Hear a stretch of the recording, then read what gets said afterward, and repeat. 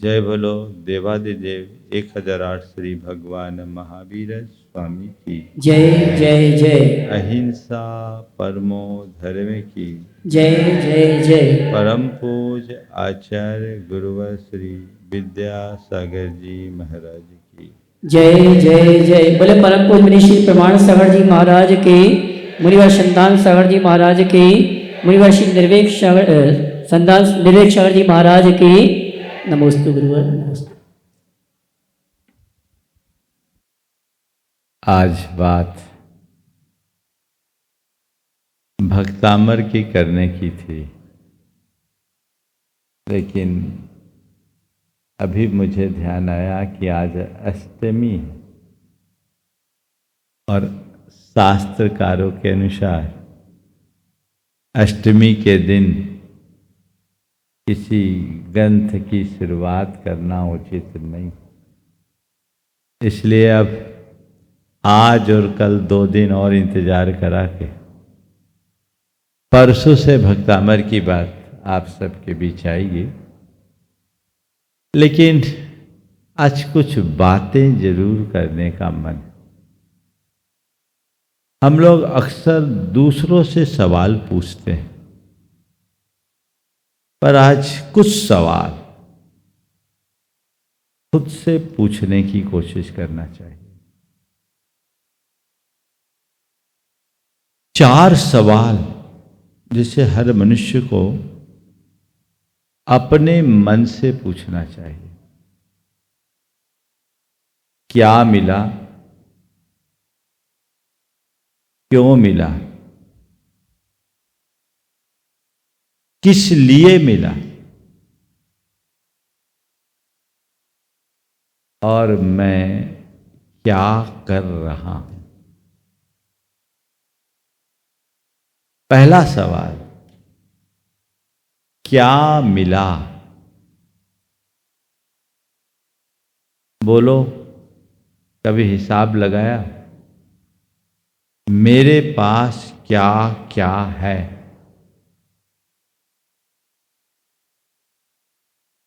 कभी लगाया? सबने अपने अपनी परिसंपत्तियों का आकलन तो किया ही होगा।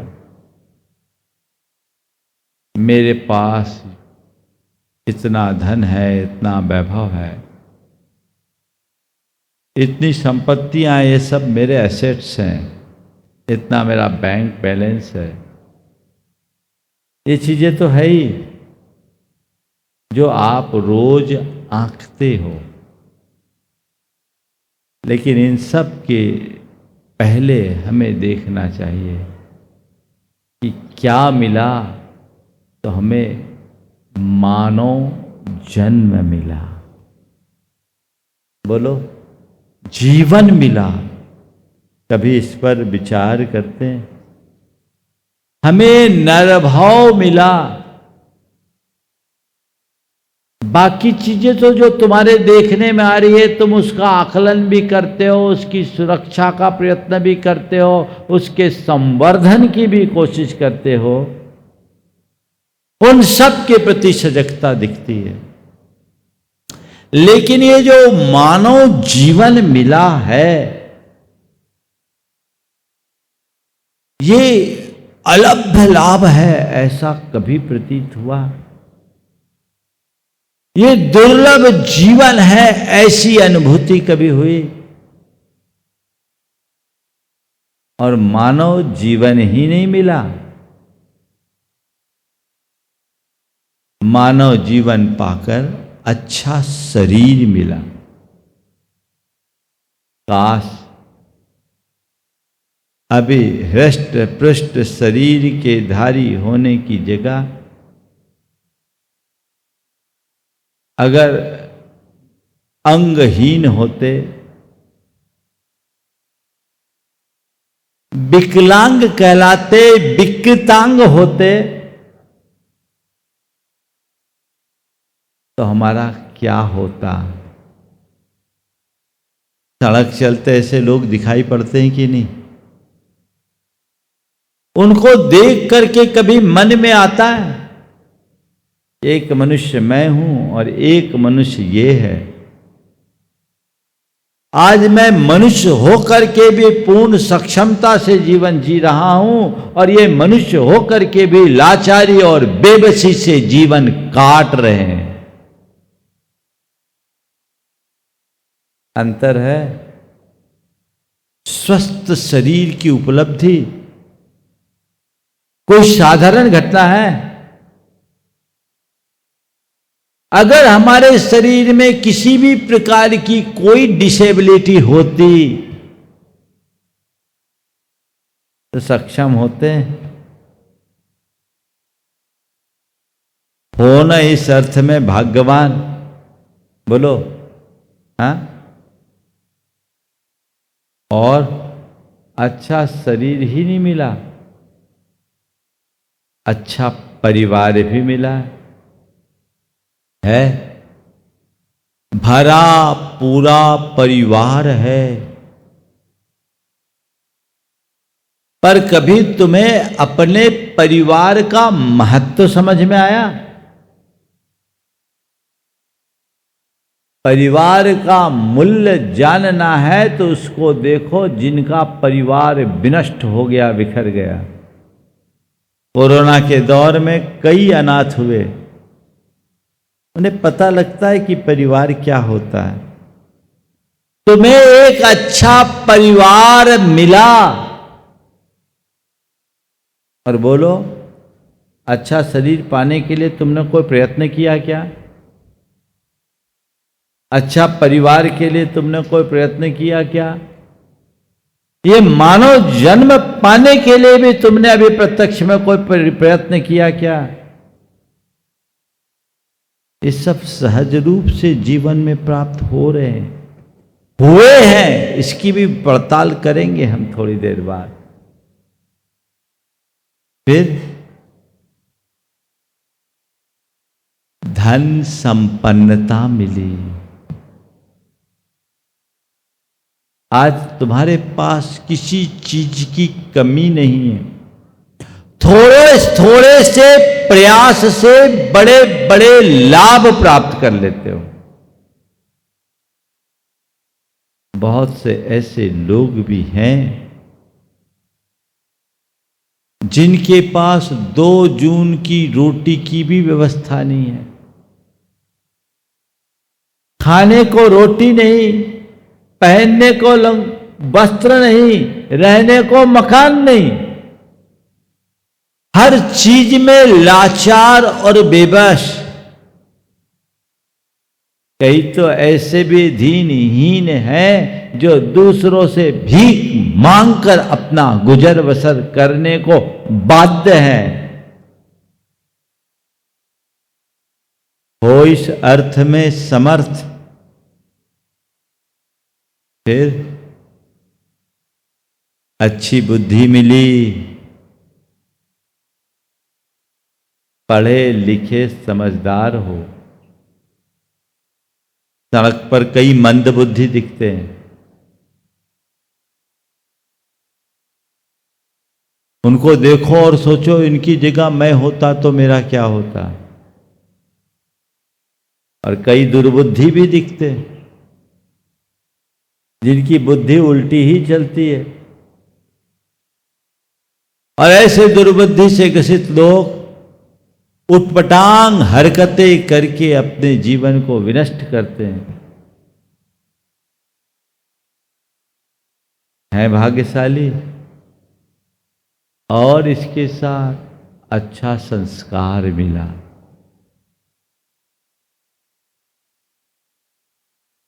जिसके परिणाम स्वरूप एक सभ्य नागरिक की तरह जी रहे हो। काश ऐसा नहीं होता तो आवारा अपराधी लुच्चे लफंगे की भांति जीवन जीते और यहां बैठने की जगह सीखचों के अंदर होते। ये सब जीवन की उपलब्धियां हैं कि नहीं, बोलो आ? तो क्या मिला? बहुत कुछ मिला। मिला कि नहीं मिला? क्यों मिला? क्यों मिला? अपने आप, किसी की कृपा से? बोलो।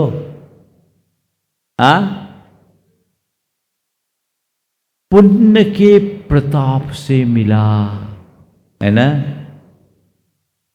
किससे मिला? पुण्य के प्रताप से मिला। पुण्य ने हमें ये सब सारे अनुकूल संयोग दिए। कभी लगता है कि मैं प्रबल पुण्य का धनी हूं और मुझे मेरे पुण्य के योग से ये सारी अनुकूलताएं प्राप्त हुई है? कभी लगता है? कोई बेशकीमती वस्तु ऊंची कीमत देकर आप खरीदते हो या पाते हो, तो उस वस्तु को बड़े जतन से संभाल कर रखते हो कि नहीं? इस संपूर्ण जीवन और जीवन के साथ सुलभ अनुकूल संयोगों को फुकट में पाए हो क्या? बोलो। ऊंची कीमत चुका करके पाए हो, तो इसे संभाल कर रखना है या यूं ही गंवाना है? हमें ये तय करना है। जिस व्यक्ति को इसका आभास होता है कि ये सहज उपलब्धि नहीं, इसके पीछे मैंने बड़ी कीमत चुकाई है, वो व्यक्ति अपने आप अपने जीवन के प्रति जागरूक हो जाता है। और जिसे इसका मूल्यबोध नहीं होता, वो लापरवाह बन जाता है। हर व्यक्ति को नित्य अपने विषय में ये विचार करना चाहिए कि मुझे जो कुछ भी अनुकूल संयोग मिले हैं, क्यों मिले हैं? पुण्य के योग से मिले ना? किस लिए मिले? मौज मस्ती के लिए, राग रंग के लिए, भोग विलास के लिए? किसके लिए मिले? किस लिए ये सब पाए? ये जो सारे योग मिले हैं, इनका सही प्रयोग करने के लिए मिले। इन सबको पाकर के मुझे ये एक अवसर के रूप में मिले हैं, मैं इनका सदुपयोग करूं, ये मेरी प्राथमिकता होनी चाहिए। पर क्या हो रहा है? प्रयोग की जगह भोग। क्या हो रहा है? प्रयोग की जगह भोग। संत कहते जीवन में उपलब्ध अनुकूल संयोगों का उपयोग करो, उपभोग नहीं। अगर तुम्हारी विवेक बुद्धि जागृत होगी तो तुम इनका उपयोग करोगे, और जो विवेक बुद्धि से शून्य होंगे वे केवल उपभोग करेंगे। ये उपयोग के लिए मिले हैं, उपभोग के लिए नहीं। ये अपने अंदर बिठाइए और इनका उपयोग कीजिए, उपभोग से बचिए। मनुष्य जीवन को कड़वी तुम्बी की तरह कहा गया है। तुम्बी समझते ना? लौकी कद्दू वगैरह सूख जाए तो उसको तुम्बी कहते हैं। उस तुम्बी को कोई खा ले तो फूड पॉइजन हो जाए। लेकिन उस तुम्बी के सहारे बड़े बड़े नदी नाले को तैरकर पार किया जा सकता है। तो संत कहते हैं ये जीवन कड़वी तुम्बी के समान है, इसका उपभोग करोगे तो मर जाओगे और उपयोग करोगे तो तर जाओगे। इसलिए उपयोग करो, उपभोग नहीं। उपयोग क्या है? जिस पुण्य के परिणाम स्वरूप ये उपलब्धियां पाए हो, उस पुण्य की वृद्धि करो, उसका भोग नहीं। पुण्य के भोग में पाप की वृद्धि होती है और पुण्य फल के त्याग में पुण्य की वृद्धि होती है। तुम जितना पुण्य को भोगोगे उतना पाप बढ़ेगा और पुण्य के फलों का जितना त्याग करोगे उतना पुण्य बढ़ेगा। महाराज बात समझ में नहीं आ रही, अभी समझाए देता हूं। पुण्य के फल स्वरूप तुम्हें जो भी साधन सामग्री मिली, इनके भोग में क्या करोगे? मौज मस्ती, भोग विलास, ये पाप है कि नहीं? तो पुण्य के फल को भोगने में जो मौज मस्ती है, जो भोग विलास है, इसमें पाप है कि नहीं? है ना? तो पुण्य के फल को भोगने में पाप होता है। इसलिए हमारी संस्कृति पुण्य के फल को भोगने की जगह पुण्य के फल को त्यागने की बात सिखाती। अपने यहां तपस्या करते, उपवास करते इसलिए कि भोजन नहीं मिले इसलिए उपवास कर लो, नहीं। भोजन सुलभ होने पर भी भोजन का त्याग करो, ये उपवास है। पुण्य के फल स्वरूप सारे अनुकूल संयोग मिले हैं, पर उनके भोग को पाप का कारण मानते हुए उनसे बचो। इसी का नाम त्याग है, इसी का नाम तप है और इसी का नाम संयम है। और त्याग, तप, संयम ही धर्म है। बोलो किधर रुझान है? तुम लोग धर्म भी करते हो ना, तो त्याग तप संयम के लिए बहुत कम लोग होते हैं जो हम लोगों के पास आते हैं और कहते हैं महाराज धर्म वृद्धि का आशीर्वाद दो। ज़्यादातर तो महाराज ऐसा आशीर्वाद दो कि दुकान धंधा अच्छे से चले, घर परिवार बढ़िया चलते रहे, सब कुछ ठीक ठाक चलता रहे। अरे ऊपर से ठीक ठाक, भीतर से फुटफाट।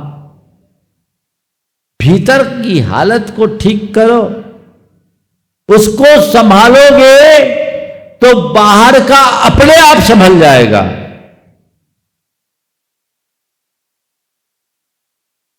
बाहर माला माल और भीतर कंगाल।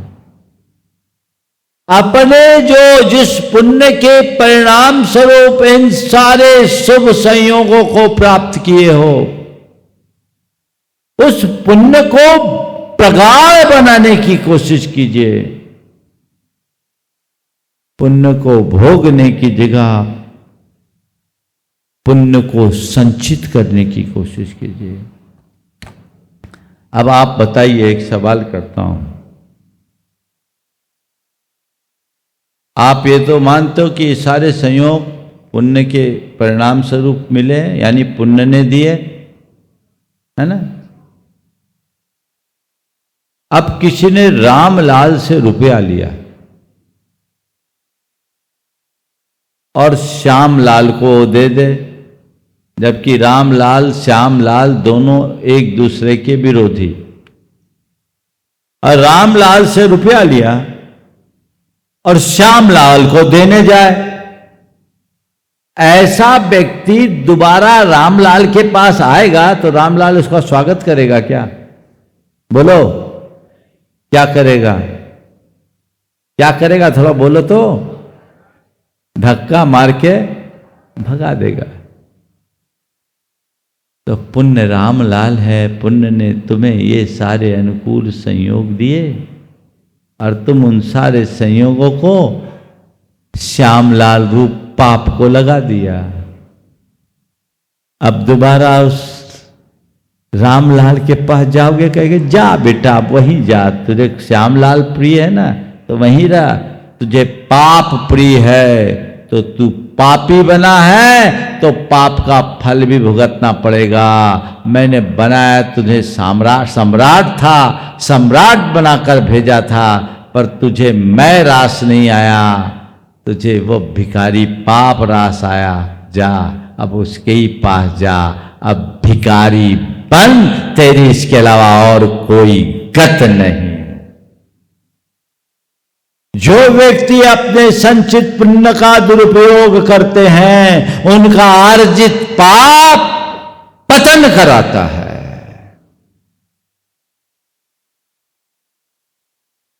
आप लोग इस बात को अपने जेहन में बिठा लीजिए।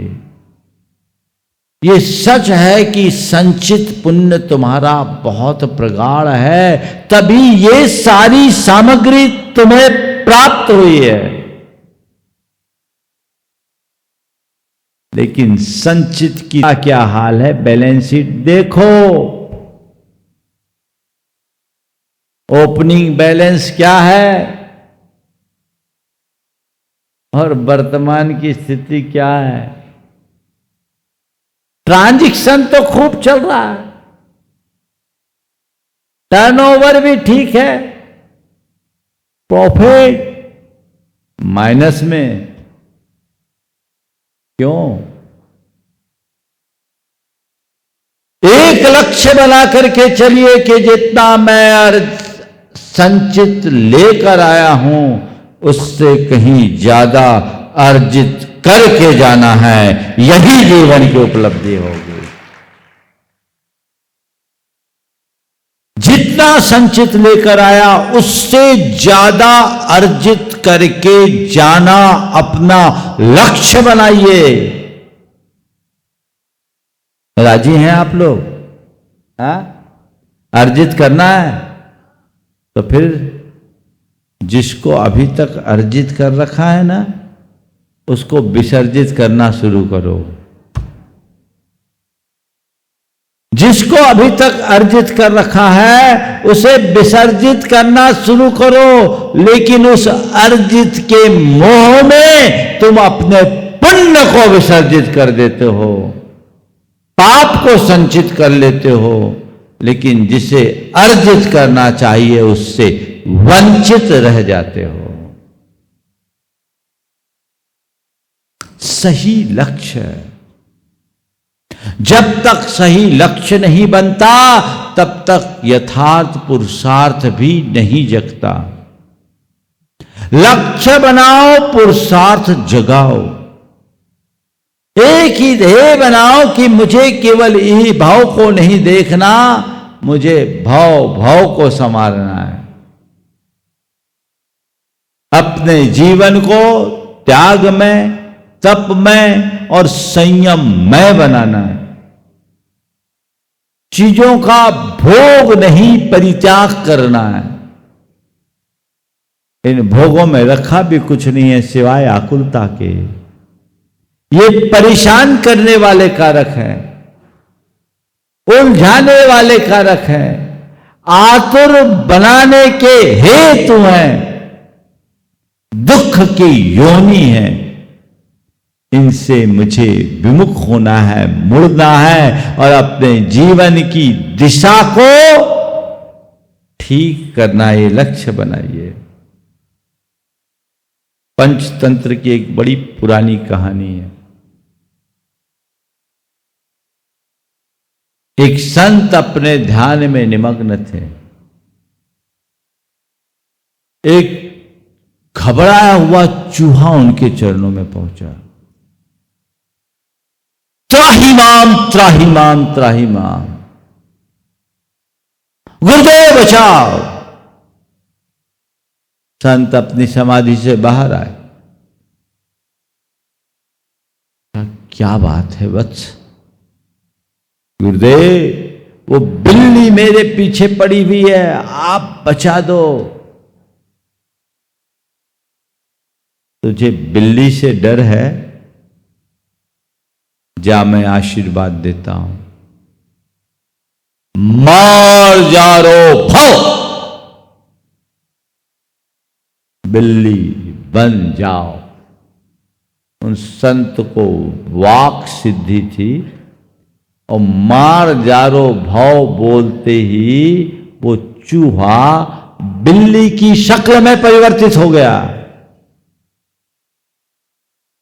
2 रोज बाद वही बिल्ली घबराई हुई आई, गुरुदेव बचाइए। क्या हो गया? बोलो कुत्ता मेरे पीछे लगा है। चल, तेरे को कुत्ते से खतरा है, जा स्वानो भव, कुत्ता बन जाओ। देखते ही देखते बिल्ली की जगह कुत्ता प्रकट हो गया। हफ्ते भर बाद वही कुत्ता आया। बोले गुरुदेव बड़ा गड़बड़ है। बोले क्या हो गया? मैं कुत्ता क्या बन गया? जहां जाता हूं दूर दुराया जाता हूं, अब बच्चे लोग पत्थर ढेला में फेंकते रहते हैं, आप तो मुझे मुक्ति दिलाओ। बोले क्या करो? बोले जंगल का हिरण बना दो। जाओ मृगो भव,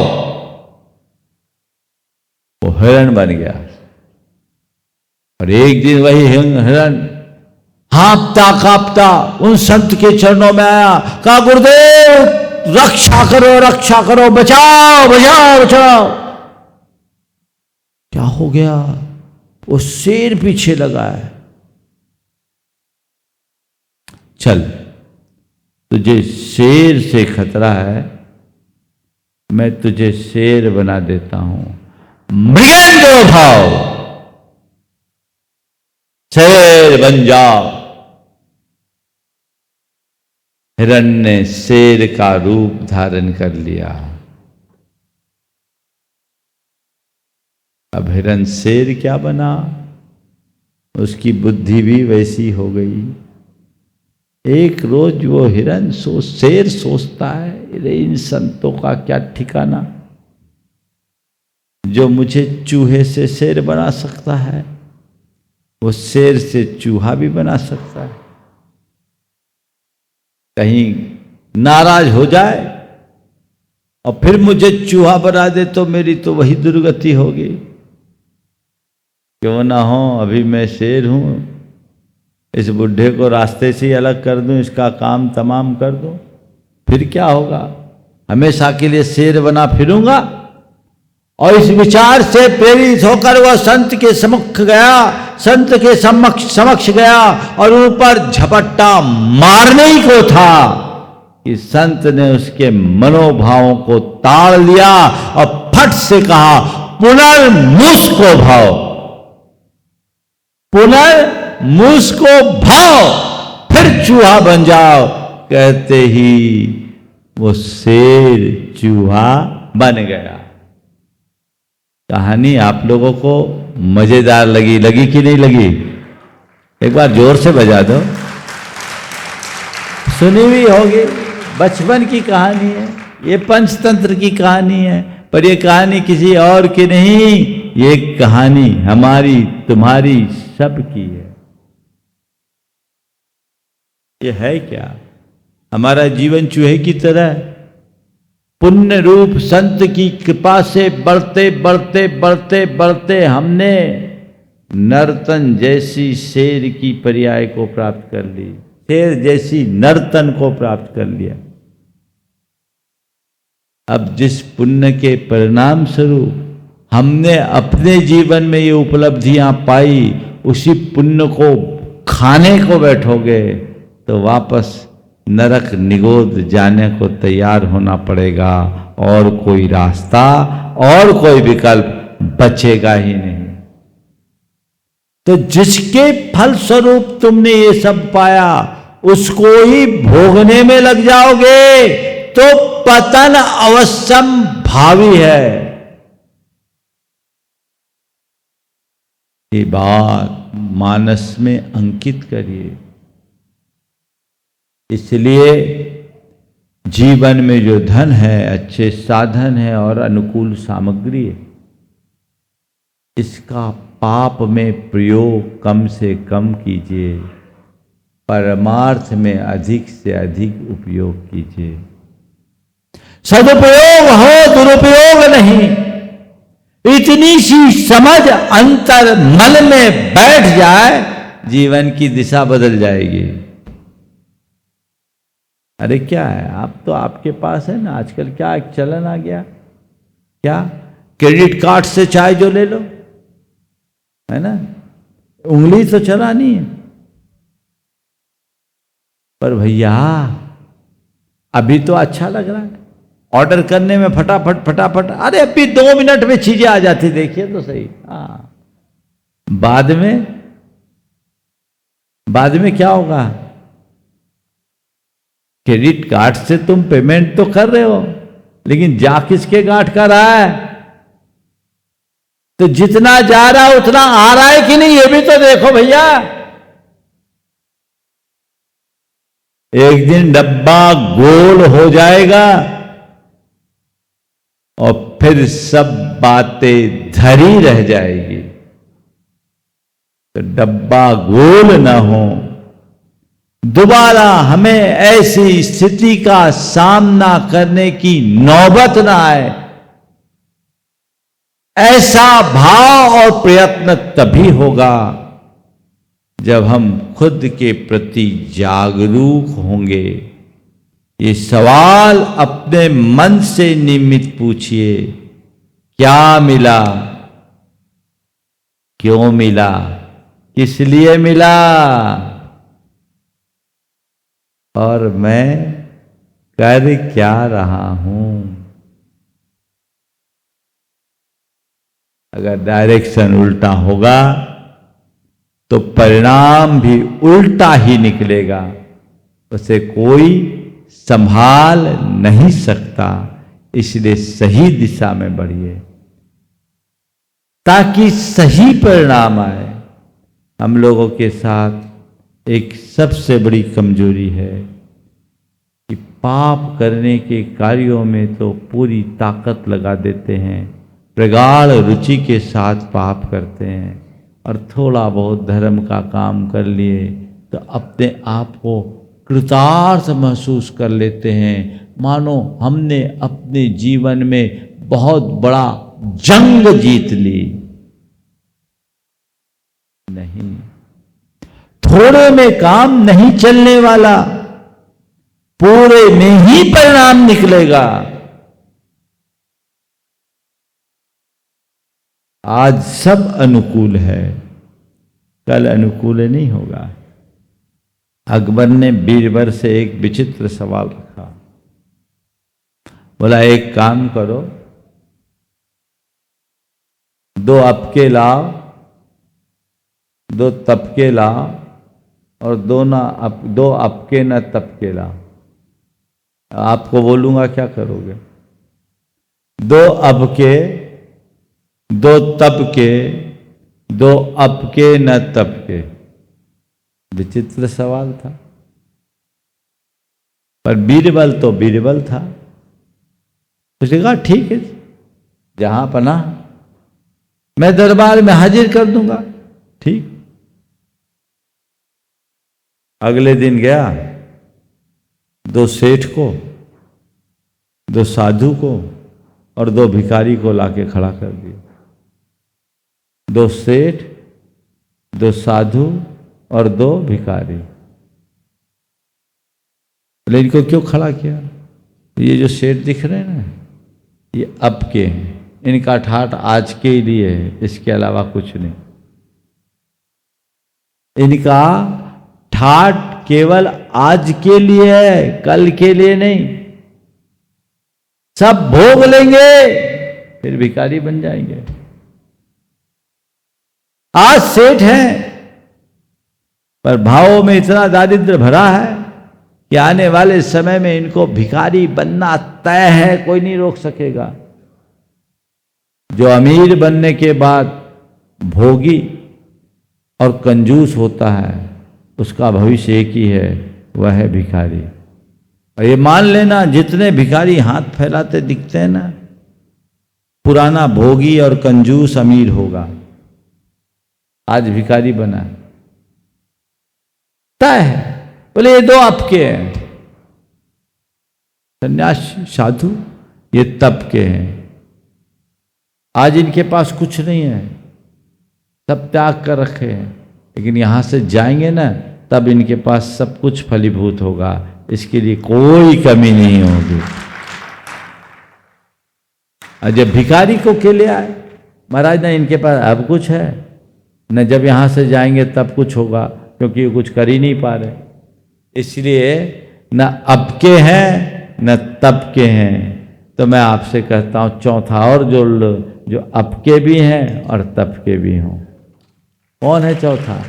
जो अब के भी हैं और तब के भी हैं, जो अनुकूल संयोग मिलने के बाद भी उनका परित्याग करे, वे अब के भी हैं और त्याग करने के बाद तब के भी हैं। अब के भी और तब के भी बनो। अभी क्या हाल है? नंबर 1 हो आप लोग। क्या हो? बोले आप ही तो महाराज कहते एक नंबर पे रहो। तो भैया अभी एक नंबर पर हो, पर बाद में क्या होगा ये तो देखो। अब के नहीं, अब के भी और तब के भी बनने का प्रयास करो, तब कहीं जाकर जीवन का वास्तविक उत्कर्ष हो सकेगा।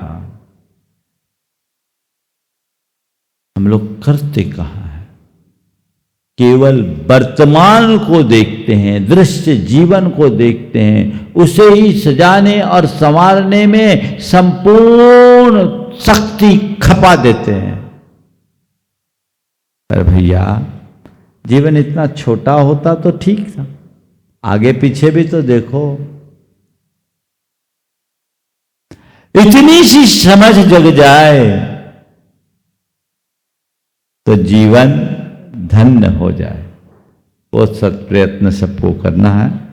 एक बड़ी पुरानी कहानी वर्षों बाद याद आ रही। एक राजा था, उसकी सवारी निकली तो पहले वो हाथी पे चढ़ा। उसका किला ऊपर पहाड़ी पे था, खड़ी पहाड़ी आई तो हाथी से उतर कर उसके लिए घोड़ा आया। वो घोड़े पे सवार हुआ, घोड़ा लेकर के पहाड़ चढ़ा। पूरे किले के ऊपर चढ़ा तो अंदर तंग गली आई। तो गली आने के बाद उसे पालकी पर बिठाया गया। पालकी के बने महल के द्वार तक घोड़े पे आया, फिर पालकी आई। अब पालकी पर सवार होकर महल के अंदर गया। महल के अंदर जाने के बाद वो सिंहासन पर बैठा, और सिंहासन पर बैठा तो 2 सखियां उनके पांव दबाने लगी। पहले हाथी पर चढ़ा, फिर घोड़े पर चढ़ा, फिर पालकी पर, फिर सिंहासन पर बैठा, उसके पांव दबाए। 2 सखियां इसे देख रही थी और एक ने दूसरे से कहा, हाथी चढ़ घोड़े चढ़्यो, बैठ पालकी माए। अरे कब के थाके हे सखी अबे दबावत पाए। हे सखी मैं क्या देख रही हूं? पहले हाथी पर बैठा, फिर घोड़े पर बैठा, फिर पालकी पर सवार होकर गया, सिंहासन पर बैठा। थका कब जो अभी पांव दबा रहा? कब थका जो अभी पांव दबवा रहे? तो दूसरी सखी ने जवाब दिया कि तुझे नहीं पता, तू इन्हें नहीं पहचानती। भू सूत्यो भूखो मर्यो, कीनोग विहार। भू सूत्यो भूखो मनो, कीनोग विहार। और तब के थाके हे सखी अबे दबावत पाए। तुम इन्हें नहीं जानते, ये पहले महातपस्वी मुनिराज थे। धरती पर शयन किया, त्याग तप उपवास किया, भूख से तो भूखे मरे हो, कीनों के बिहार पैदल चल चल के पूरी जिंदगी बिताई। तब के थाके उस समय की थकान है जो अभय दवात पाए। ये उस समय का पुण्य है जो आज ये सारी उपलब्धियां प्रदान कर रहा है। तो इस पुण्य वैभव की वृद्धि का सत प्रयत्न सबको करते रहना चाहिए। बंधुओं, कल यहाँ के विश्वविद्यालय में पहली बार किसी दिगंबर संत का उद्बोधन हुआ, हजारों की तादाद में।